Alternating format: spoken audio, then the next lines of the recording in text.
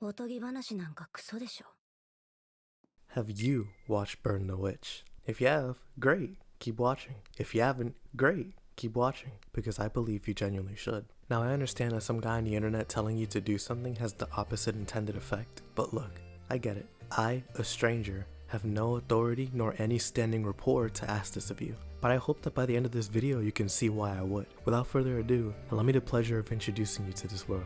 This is why you should watch Burn the Witch.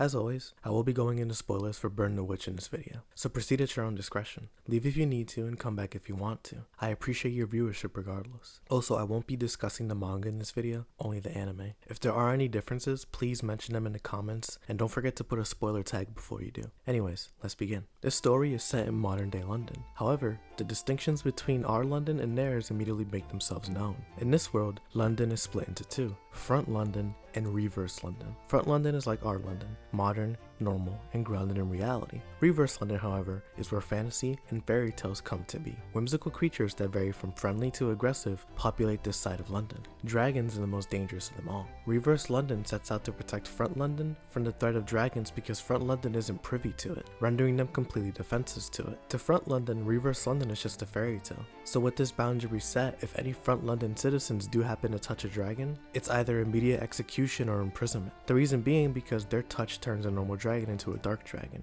This happens because a person's negative emotions get transferred into the creature, corrupting it. This is where Wingbind comes into play. They're the organization that handles and controls dragon events along with the rules that are in place for them. They're the only ones that can legally handle dragons. But if one does lose control, Wingbind deploys witches and wizards that use specialized tools to fight these fantastical creatures. This is where we meet our two main characters. Ninny Spankole is a pop star in Front London, but in Reverse London she's looking to become a saber. But for now, Ninny's just an up and coming young witch.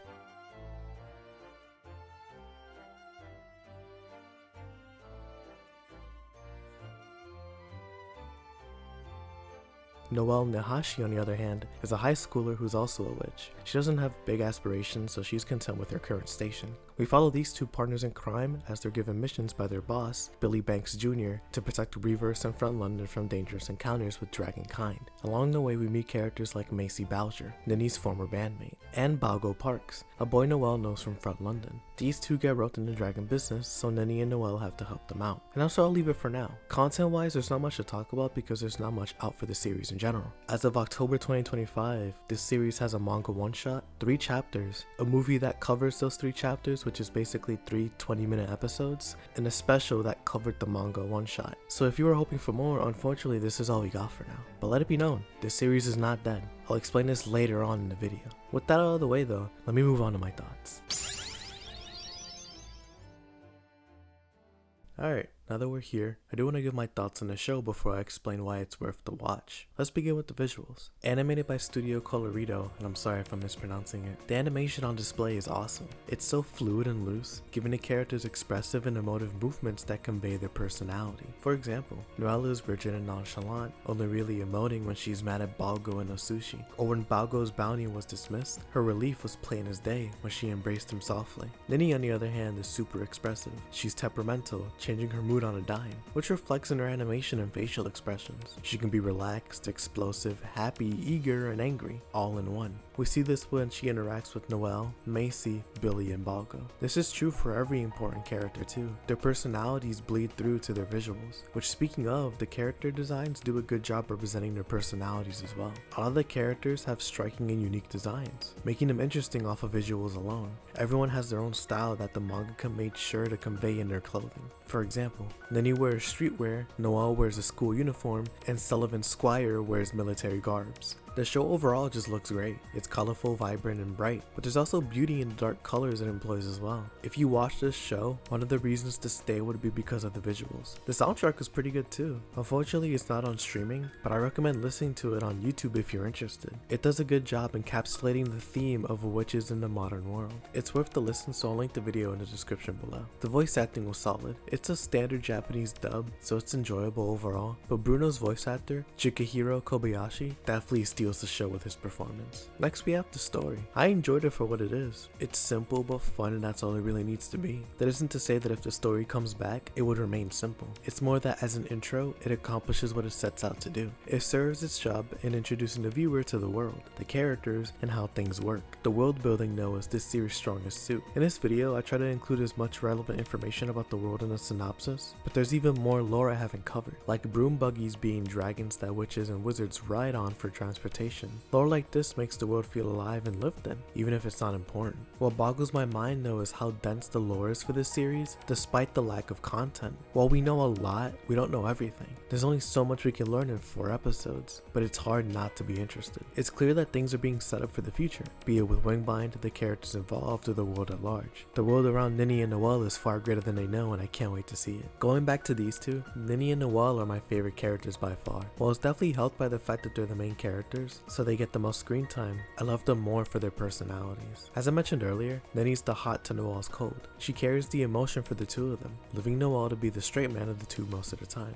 But I love it when their roles are reversed. It doesn't happen often, but it's an amazing contrast to what we know the characters to be. Their friendship is so wholesome. They're borderline sisters and I love it. The rest of the cast, however, even including Boggo and Macy, need some time in the sun because we're just only scratching the surface of what they can be. Overall, I enjoy my time with this series. I held it close to my heart for years now because I enjoy everything it has to offer, even if it's not much. It isn't perfect nor finished, but I still find it to be an enjoyable watch. My rating for Burn the Witch is an 8 out of 10. Now, let's move on to my case. Now before I move on, I forgot to mention a few things. The action in this show, while it doesn't happen often, is pretty cool. Because the animation is of high quality, the action is enhanced by extension. Like when our group fights Ellie when she transforms into Cinderella, or when Nini and Noelle fight Selby in a special. These scenes are flashy and cool, but admittedly they don't have the most substance. But there's an important component that could remedy this: the techniques at work. Nini, Noelle, and Bruno are all seen using special magics, be it with their wands or enchantments. I feel like these have untapped potential that could really make the fights interesting, on top of them being cool. So when the show comes back, I will be paying attention to that, hopefully seeing some improvement in that department. Lastly, we have the comedy. It's funny at times, but the show definitely suffers from the perversion is funny trope that some anime fall into. It was more prevalent in the 2000s and 2010s, but it's been phased out more and more as the 2020s have progressed. While it isn't constant, it is there, with Boggo being the grand wizard of it, so I hope with the time between it dies down as the author's style changes. Okay, now let's move on to my case.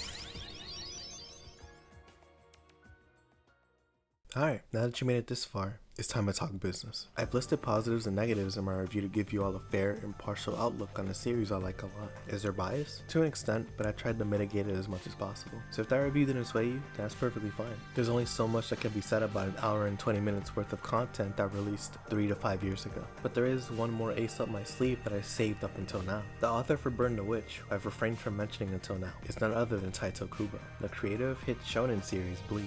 To some of you, this may come as no surprise. You may have only watched /read Burn the Witch because it's Taito Kubo's work. But for those who don't know, let me explain. Kubo, after Bleach ended, released Burn the Witch as a one-shot in 2018. Then it got more chapters after, and then a movie, and then a special. The reason it hasn't continued is because he's been working on the 1000-Year Blood War anime adaptation for Bleach. If you think the wait for this series is long, then ask Bleach fans how long it took for their arc to get animated. So until that's done, Burn the Witch will be on hiatus. So knowing that it's been on hiatus and that it will continue to be so until Bleach is done, why would I ask you to watch it now? Why not wait until it comes back? Simply put, because I believe in it. I want others to share in this series because I want to see other opinions and criticisms. Having multiple perspectives before it comes back will spark discussion that could help the series in the long run. I'm putting my faith in potential just like I did with Kagurabachi. Last thing I want is for this show to never have its potential realized. Kubo is a mangaka that I trust because of what he did with Bleach. While the series isn't perfect, it's a great demonstration of his strengths as a writer. We already see this bleed through Burn the Witch, through the interesting world building, cool character designs, cool fights, and interesting premise. Kubo is an experienced veteran at his craft, and while Burn the Witch has legs to stand on its own, it isn't alone, with it taking place in the Bleach universe. We learn this at the end with Wingbind being a western branch of the Soul Society, so for Bleach fans out there, here's more incentive to check it out. Overall, all I can ask of you is to check this series out on the premise of potential.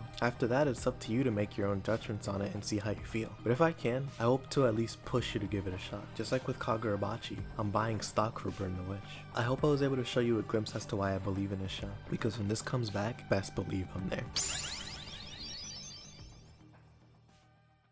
Anyway, thank you all for watching. I hope you enjoyed this one. This series is one that I don't see a lot of people talk about, so I wanted to take the time to quickly share a show that I love dearly. I love witches and anime, man. They're so cute and cool. This show is no exception. As for other news, I'm still playing Steins Gate Zero on stream. We're halfway done with the game, so tune in for that next stream if you can. I know they've been inconsistent, but I'm definitely trying to finish this game before the end of the year, so let's hopefully make it there, you know? As always though, hope you all enjoyed. Thank you all for watching, and until next time, I'll see you all in the next one. Peace.